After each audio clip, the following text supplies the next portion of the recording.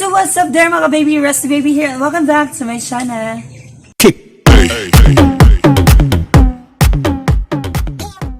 So hello sa inyo lahat mga baby. So shoutout pala kay Tintin Delphine. So thank you for your love and stay connected to my channel. And shoutout naman pala kay Marjan Eroy. So thank you for your love and stay connected to my channel. And shoutout naman pala kay Jumel Veronilla, #1 supporter. So thank you for your love and support and stay connected to my channel. So before we proceed mga ka-baby, sa hindi pa nakapag-subscribe, please consider subscribing to my channel and click the notification bell para mo-notify ka sa future uploads ko.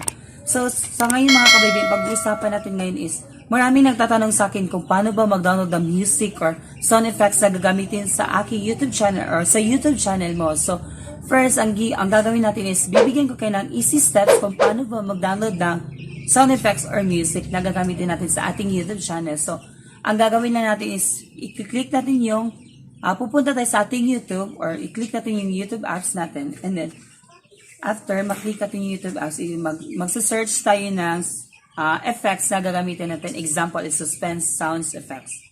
So, suspense sound effects. After ma-search natin yun, i-click natin yung sound effects. And then, na-play natin. So, i-click natin yung share. After maklik natin yung share, i-copy the link. Click the copy the link. And after natin ma-copy the link is mag-exit tayo, pupunta tayo sa ating Google Chrome. After natin ma-exit is pupunta tayo sa ating Google Chrome. And then, magsa-search tayo ng YouTube Converter. Then, YouTube Converter. After ma-search natin yung YouTube Converter, click natin itong YouTube MP3 to Converter. And then, i-paste natin yung URL or yung link na kinapin natin dun sa YouTube. And then, after ma-paste natin, click the convert. And after click the convert is i-click natin yung download. So actually mga ka-baby, kung gusto mo mag-download ng audio or music na gagamitin mo, i-click mo lang yung MP3. At kung gusto mo naman ng video, i-click natin yung MP4. So don't you worry mga ka-baby, kasi ilalagay ko dito yung links sa baba para easy na lang kayo, hindi na kayo mahirapan. So after natin ma-download is, mag-exit tayo, pupunta tayo sa ating play music. Hanapin natin yung dinownload natin. So, ito, suspense sound effects, play natin. O, diba? Very easy lang mga kabibi. So, i-apply natin siya sa ating KineMaster. So, exit tayo, KineMaster. And then, suspense sound effects. So, add. Click add. And then, diba? Narinig yung mga kabibi? So, very easy lang.